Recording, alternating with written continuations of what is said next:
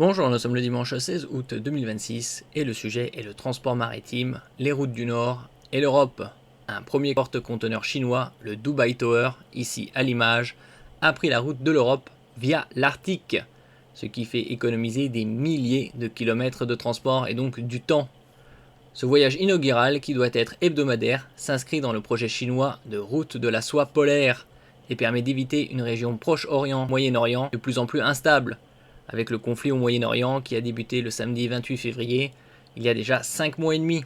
Et donc avec le réchauffement climatique, les routes du Nord sont accessibles. Ici à l'image Dubai Tower. Le navire Dubai Tower, appartenant à la compagnie Sea Legend, au port de Ningbo, Zhoushan, en Chine, le 15 août. N'oubliez pas de vous abonner pour plus de news nationales, européennes et internationales sur ce monde dans lequel nous vivons. Et si on peut voir par exemple, la flambée des températures se poursuit dans l'océan, qui se dirige vers un record historique en 3 décennies. On peut voir ici, sur l'image de gauche, l'hémisphère avec les Amériques, l'Antarctique, la ligne de l'équateur, et en rouge, les températures qui augmentent entre les tropiques, dans le Pacifique Nord, et on peut voir ici en Europe, sur le littoral franco-espagnol, des températures de plus en plus élevées. Et en ce qui concerne les routes du Nord, il y a également des hausses de température au large de la Russie, du Groenland et du Canada. Le Dubai Tower, un porte-conteneurs chinois appartenant à la compagnie Sea Legend, est parti samedi 15 août au soir pour l'Europe via une route express à travers l'Arctique, une première pour le géant asiatique, qui peut ainsi éviter le Moyen-Orient. Précisément, le navire a quitté le port de Ningbo, dans l'est de la Chine, avant de se diriger vers le détroit de Bering, qui sépare les États-Unis avec l'Alaska de la Russie, à ce niveau-là, puis de virer à l'ouest le long des côtes nord de la Russie. Donc il passe de là et remonte. Et on voit que le long des côtes russes, au niveau arctique, les températures ont fortement augmenté. Ici au-delà de 3 à 3 degrés et demi. Selon un calendrier publié par Sea Legend, il doit rallier le port britannique de Flixstowe le 7 septembre, avant de passer par Hambourg en Allemagne, puis Gdynia en Pologne, au cours de la même semaine. D'autres acteurs du secteur ont déjà transité par l'Arctique. Le tout premier à l'avoir fait était le danois Maersk en 2018, il y a déjà 8 ans.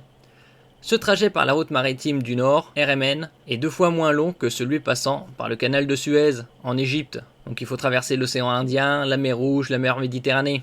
En août 2013, le cargo Yongsheng fut le premier navire chinois à emprunter cette route. On peut voir par exemple ici la Chine, détroit de Malacca, l'océan Indien, la mer Rouge, le canal de Suez, la Méditerranée. Inquiétude autour de l'accélération de la fonte de l'Arctique.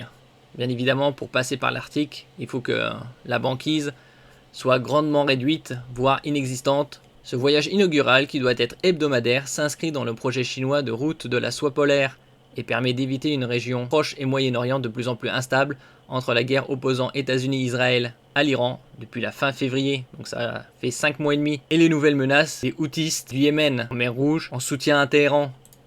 Donc ici on a la péninsule arabique, le Yémen avec le détroit de Bab el-Mandeb. L'entreprise propriétaire du bateau, Sea Legend, effectuera ce circuit jusqu'en octobre, pendant que la fonte saisonnière de l'Arctique rend la traversée possible sans brise-glace, puisque les températures, comme on peut le voir ici sur ces maps, ont fortement augmenté. Ici on a l'échelle, anomalie de température de surface de l'océan le 12 août 2026, donc il y a quelques jours en degrés Celsius par rapport à la moyenne 1993-2022. Ici en rouge foncé, c'est 3,5 degrés. Donc comme on peut le voir ici au niveau de l'Arctique, ça a fortement augmenté. En 2025, 23 porte-conteneurs sont passés par la route maritime du Nord, un niveau jamais atteint contre 15 en 2024. Donc une augmentation de 50%, d'après une analyse des données de l'assureur Allianz Commercial datant de juin. Des groupes de défense de l'environnement craignent que ces transits n'accélèrent la fonte de l'Arctique, océan glacial déjà menacé par le réchauffement climatique.